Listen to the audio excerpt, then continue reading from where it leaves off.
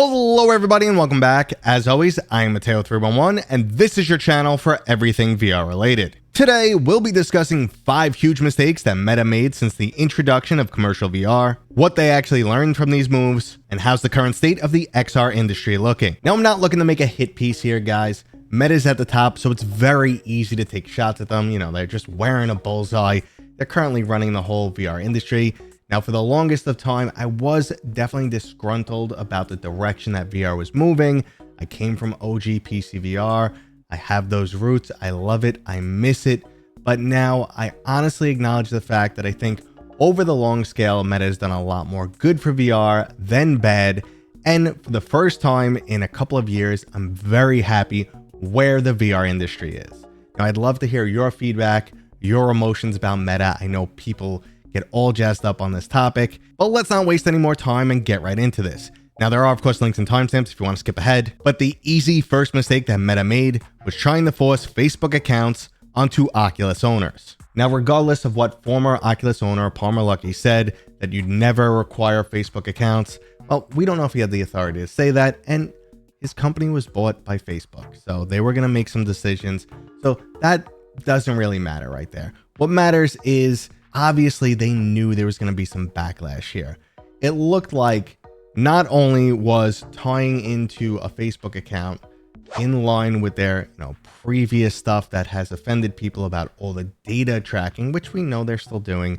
Regardless, it also seemed like a way to try and get the younger generation into Facebook, which just wasn't cool anymore.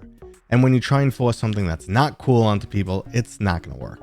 It was a bad decision. It left a bad taste in people's mouth.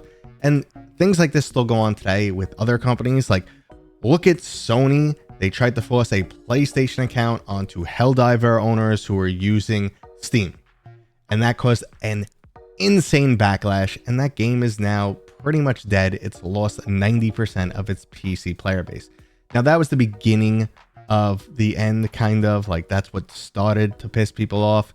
I wouldn't say that did the game in, but you can understand how like kind of forcing people in a direction they don't want to go could have such a major impact. And Facebook was like a dirty term at that time. There was still a lot of controversies associated with the name, and in hindsight, this was clearly a bad move. Now, no matter what, we were always going to need some type of login account, and the right decision is what they have now, a Meta account with the option to link it to other social media platforms. So lesson learned, don't cram stuff down our throats that we don't want. Now, the next big mistake from Oculus was the Oculus Go. This was clearly their attempt to get into the standalone market, but either listening to their own hype or whatever the case may be, they pushed hardware before it was really ready. This is basically a cell phone in a case. It wasn't comfortable. It didn't have a lot of functionality. It underperformed. It underwhelmed, and they discontinued the product in only 2 years. So obviously it wasn't ready for consumers, and it's kind of an insult to early adopters.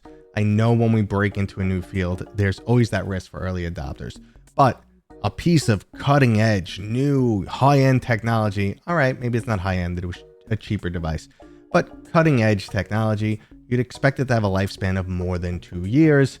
So this was really a rough go, and it's just Meta getting ahead of themselves like everyone else in the industry at that time. They were all hyped up.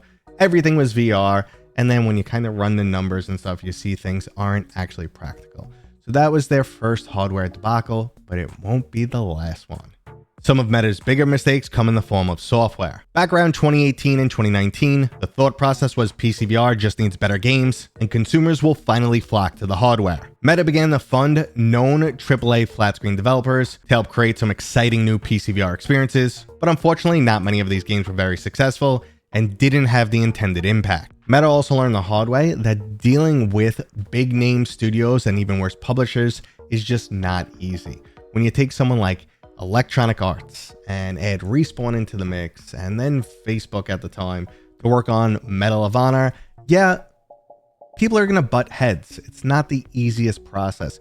It probably led to the game being pushed out before it was ready, people trying to cut their losses, saying enough is enough, and eventually leading to a mediocre game whose multiplayer just never took off, actually died out really, really soon, and a lackluster, not really made for VR product. See, this is the other aspect. VR developers, AAA flat screen developers, didn't know how to develop for VR yet. Yes, they had plenty of game development experience, but developing for VR is a whole different ballgame. And you kind of felt that. Like, these games didn't feel specifically VR or exclusively VR. They kind of felt a mishmash, and there was issues across the board. So they weren't the most successful games. Now, Stormland was a good game. Medal of Honor I have serious issues with. There's a few other examples in there, but Meta did eventually learn their lesson. One, if you acquire the studio, well, then you're in charge. You can make demands. It's a lot easier. Two, it's much better to take people who've shown that they want to keep developing for VR. They've had a few years of VR under their belt, and they're learning the ropes, and they show promise. They just need a little bit more time and money to make something bigger, like Camouflage giving us Batman. So that's where they learned. They learned invest the money in the people who are passionate about VR, acquire those companies, or help fund them, and that's where you'll get the true VR games of the future. And honestly, I think we're going to see that very soon. I've talked about Batman. It's extremely exciting. Asgard's Wrath 2, one of my favorite games of all time. So they've learned from this. Forget the AAA studios. Invest in the people who really care about VR. Invest in those studios that started with VR from the ground up. Now, unfortunately, Meta wasn't done making hardware mistakes when they gave us the Quest Pro. Going from a $300 or $400 standalone headset to a $1,500 device that doesn't really bring much more to the table was definitely a mistake. Now, in the company's defense, they did say that this was the kitchen sink of hardware. It's not for general consumers, and it was basically just a way for developers and enthusiasts to find out which features they prefer the most. Unfortunately though, both the market and consumers did not get this message, and the product was very poorly received. Now, there were definitely some upgraded elements that people loved, like the pancake lens, but there was really nothing on this headset that warranted such an inflated price tag. And again, this was another example of Meta getting ahead of themselves. We know they want to drive VR and XR technologies into your daily life, make them the next computing platform, but this hardware, like the Oculus Go, was just not ready for that. It couldn't take on the task. It wasn't robust enough. It does go in line with their ultimate mission, like, hey, listen, we're investing. We're going to find out what works. We're going to find out the features that people want. And this product, even though we know we're not going to make money off it, it's not going to be a big seller, it's going to give us useful information for the future. And in that way, they succeeded. But overall, the industry was like, what are you doing? You released this product that kind of sucks. Everyone's expecting, or at least the market's expecting, the next big thing, the next iPhone, whatever it may be, so that the stock price can soar and everyone's happy. That's how people look at these things. They're not looking at the grand scheme. Meta's, we're going to burn billions every year to eventually start making a profit. Long scale plan that they're on. So it does work in that degree, but ultimately this device was a fail. I owned one. I was not happy with mine. It definitely wasn't worth the price tag. And I think most people would agree with that, to the point that it dropped $500 only a few months later. So yeah, obviously Meta just wanted to get rid of them at that point. And apparently they've delayed like their Quest Pro 2 to later down the line. And look, if you want a product that can deliver with what they were going for, Apple did it, but it cost $3,500. So yeah, we're not there yet. So they jumped the gun once again. And our final mistake from Meta is up for debate. This is Meta's complete and utter dropping of PCVR. Now, like I said, this one's up for debate, and that's where I want to hear you guys chime in the comments. There are two distinct camps of thought. If Meta was to just keep pushing PCVR the entire time for the last 4 or 5 years, the Quest was introduced in 2019. So if they've been pushing PCVR all that time, PCVR would just be so much better. Games would be amazing. The VR industry would be a lot better. And the other camp is no. Going to the Quest was a necessary reboot because PCVR was not profitable. Developers really couldn't survive in this industry. Something needed to be done. We needed to give a much cheaper platform for people to get into VR. And now, even though we kind of had to hit the reset, graphics, went back to the Stone Age, we are better for it in the long run. Now, I am in the second camp. Obviously, I loved PCVR, and if you go to a lot of those early PCVR experiences, they're still mind-blowing. But like I said, in the scenario 2, the money wasn't there for developers, and PCVR was not growing. It was kind of falling apart. Do I wish that Meta kept up more support for PCVR, like their exclusives got PC ports?